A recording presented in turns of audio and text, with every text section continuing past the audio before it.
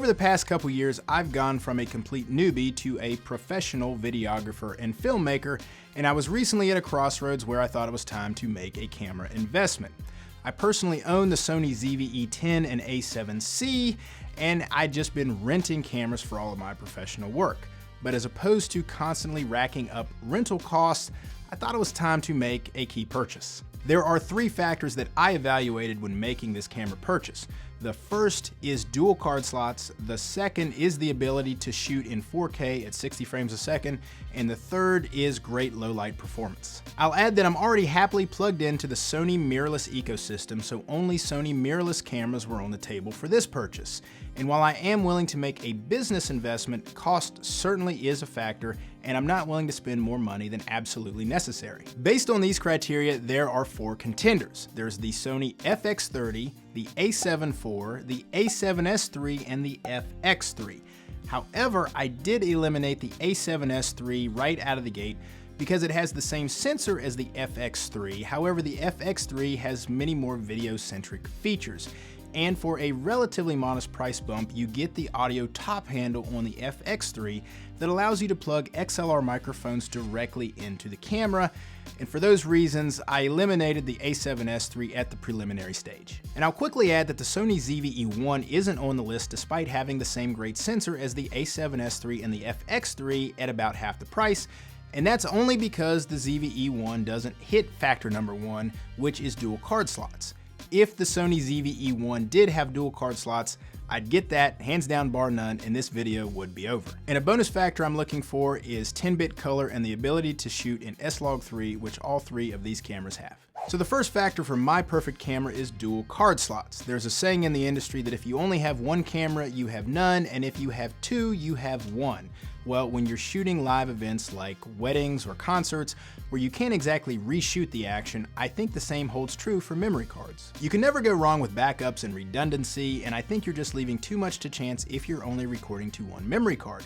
And while it hasn't happened to me yet, the law of statistics does say that eventually you're going to have a corrupt memory card, and you're going to be in real trouble if you don't have a backup. And while all three of our cameras, the FX3, the A7 IV, and the FX3, all have dual card slots, the A7 IV does have a slight disadvantage because it can only accept one CF Express Type A card, whereas the others can accept two. My second factor is the ability to shoot at 4K in 60 frames a second. This lets you slow the footage down in post, but keep it buttery smooth. A lot of older Sony cameras do this just fine in 1080p, but I do think that 4K is a must for professional work. In our three-way contest, once again, the A7 IV comes in at a disadvantage, and that's because its 4K 60 comes at a 1.5 times crop. So if you're shooting an event and shooting some footage in 4K 60 and then some in 24 or 30 frames a second, you're either going to have to swap lenses or substantially change how close or far away you are from the subject to allow for that crop factor. So if you're keeping score, we now have the FX30 and the FX3 firmly in the lead. And my third factor is great low light performance. Although professionals oftentimes shoot in a studio setting with controlled lighting, I oftentimes film events where I don't have control over the lights, and I want a camera with great low light capabilities, so I know that's not going to be a problem. And this is the main difference between the FX3 and the FX30. Because the FX30 is a crop sensor camera, it physically doesn't let in as much light as the full frame FX3. Now, I've seen plenty of reviews that say the FX30 does fine in low light. The reality is it's just not going to do anywhere near as good as the FX3. And while the full frame A7 IV does do much better in low light than the crop sensor FX30, it still doesn't do as good as the FX3 because it has almost 3 times the pixels in the same sensor size. And while that means it takes better photos than the FX3, each individual pixel lets in less light, and therefore it's overall not as good in low light as the FX3.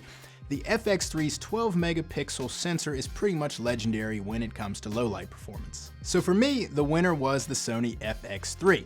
I realize it might sound silly for me to make a video just to tell you that I ultimately think the $4,000 FX3 is a better camera than the $2,000 FX30 or the $2,500 A7 IV. But when making a purchase like this, I think the most important thing is to evaluate what types of projects are you shooting and will you be shooting in the foreseeable future. For me and my filmmaking journey and where I am today, these factors in this camera just make the most sense. But I will say, if I was exclusively a studio shooter, the FX3 would have been the very likely choice, and if I were more of a hybrid shooter, also doing professional photos, the A7 IV would have been the clear winner.